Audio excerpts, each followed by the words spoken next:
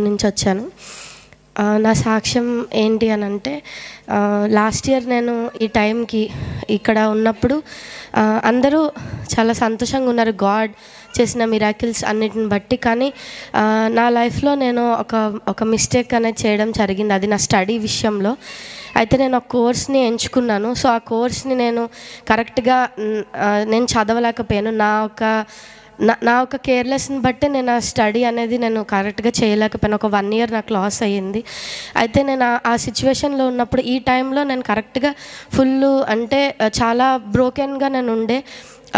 నా స్టడీ ఆగిపోయింది. సో అందరూ మా ఇంట్లో లైక్ డాడీ కానీ ఇంకా ఫ్యామిలీ వాళ్ళందరూ అంటుండే అన్నమాట, నువ్వు ఇట్లా ఏంటంటే నీ ఇష్టానుసారంగా నువ్వు చేసుకున్నావు, నువ్వు చదవలేదు, సో ఇది నువ్వు చేసావు కాబట్టి ఇది నువ్వే అనుభవించు, నీకు ఇందులో తెచ్చిన వాళ్ళు ఎవరు లేరని అన్నారు.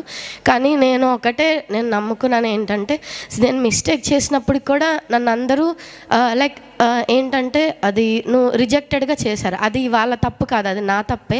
సో నేను కరెక్ట్గా చదవకపోవడం, స్టడీస్ మీద నేను దృష్టి పెట్టకపోవడం వల్ల నాకు స్టడీ పరంగా నాకు 1 year లాస్ అయ్యింది. అయితే అక్కడ నుంచి నేను వేరే కాలేజ్లో జాయిన్ అవ్వడానికి నేను చాలా ట్రై చేశాను. అయితే పాత కాలేజ్లో నేను ఎక్కడైతే చేశానో అక్కడ నా కోర్స్ అనేది 6 lakhs అన్నమాట. మొత్తం 4 years కోర్సు.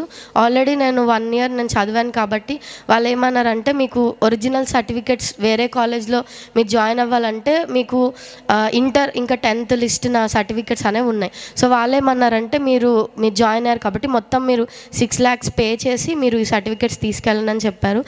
సో యాక్చువల్గా ఏంటంటే మాది మిడిల్ క్లాస్ ఫ్యామిలీ. సో అది చాలా కష్టం మీదే నాకు ఆ కోర్స్ జాయిన్ చేశారు, మా పేరెంట్స్ సపోర్ట్ చేసి. కానీ నేను నిలబెట్టుకోలేకపోయాను.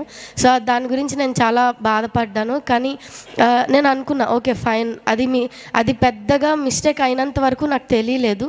అది పెద్దగా అయిన తర్వాత నేను రియలైజ్ అయినా నాకేం ఛాన్స్ లేదన్నమాట అది మళ్ళీ మంచిగా చేసుకోవడానికి. అప్పుడు నేను అది గాడ్ చేతులకి అప్పగించాను. సో దేవా, యాజ్ ఒక స్టూడెంట్గా నా చదువే నాకు ఇంపార్టెంట్. ఓకే, నేను ఇది చేశా.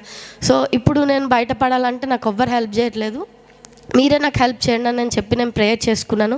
సో ప్రాఫెట్ ఒక మాట చెప్పారు లాస్ట్ ఇయర్ ఫిబ్రవరిలో వచ్చినప్పుడు విశాఖపట్నం గాస్పల్కి.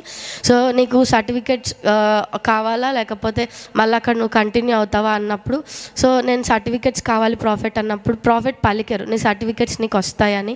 సో నేను ఆ ఒక్క మాట మీదే నేను ఆ ఇయర్ అంతా నేను ప్రేయర్ చేసుకున్నాను. సో ఇయర్ అంతా నాకు సర్టిఫికెట్స్ రాలేదు. కానీ నేను ఎప్పుడైతే ప్రార్థన చేసుకున్నానో ఈ లాస్ట్ నాకు అక్టోబర్ మంత్లో నాకు సర్టిఫికెట్స్ అనేవి రిలీజ్ అయింది. సో అది కూడా ఏంటంటే ఒక తక్కువ అమౌంట్ ఏమి కాదు, ఒక 10,000-20,000 కాదు, దానికి మించి కొంచెం బల్క్ అమౌంటే. కానీ ఆ అమౌంట్ కూడా సిద్ధపరిచినది దేవుడే.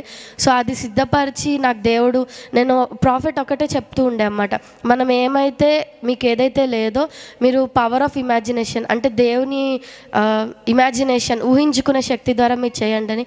సో నేను ప్రేయర్ చేసుకున్నప్పుడు నేను ఈ సాక్ష్యం ద్వారా నేను ఒకటే చెప్పాలనుకుంటున్నాను.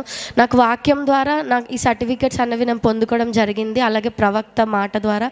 సో నేను ప్రేయర్ చేసుకున్నప్పుడు చర్చ్లోని నాకు దేవుడు ఏం చెప్పారంటే, లైక్ అబ్రహాంకి వాళ్ళ ఇంటికి గాడ్ వెళ్తారు, సో ఏంజల్స్తోని. సో అబ్రహాంకి ఏదైతే కొదువై ఉందో అది తీస్తానని గాడ్ చెప్పారు. సో నెక్స్ట్ ఇయర్ కల్లా అబ్రహాంకి కొడుకు పుట్టిండు. అయితే ఈ వాక్యం నేను ధ్యానించినప్పుడు నేను అడిగా, నాకేం కొదువు ఉంది, నాకు అంతగా అబ్రహాం కంటే అన్ని సంవత్సరాలుగా పిల్లలు లేదా పెద్ద పెయిన్, సో నాకేముందని అనుకున్నప్పుడు నాకు గుర్తొచ్చింది నా పెద్ద పెయిన్, నా సర్టిఫికెట్స్, నా ఎడ్యుకేషన్. సో నేను ప్రేయర్ చేసుకున్నప్పుడు వితిన్ 3 daysలో ఈ వాక్యం నాకు ఎప్పుడైతే గాడ్ చెప్పారో ఈ 3 daysలో నా సర్టిఫికెట్స్ రావడం జరిగింది. సో అలాగే నాకు ఫ్రీ సీట్ అనేది వచ్చింది.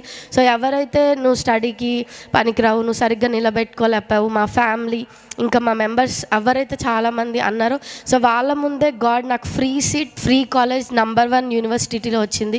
So thank you to Jesus alone. Prophet చెప్పిన మాట, అలాగే ఏదైతే వాక్యం దేవుడు చెప్పాడో ఆ వాక్యాన్ని దేవుడు నా జీవితంలో నెరవేర్చాడు. సో ఈ సాక్ష్యం దేవుడు దీవించును గాక. ఆమేన్.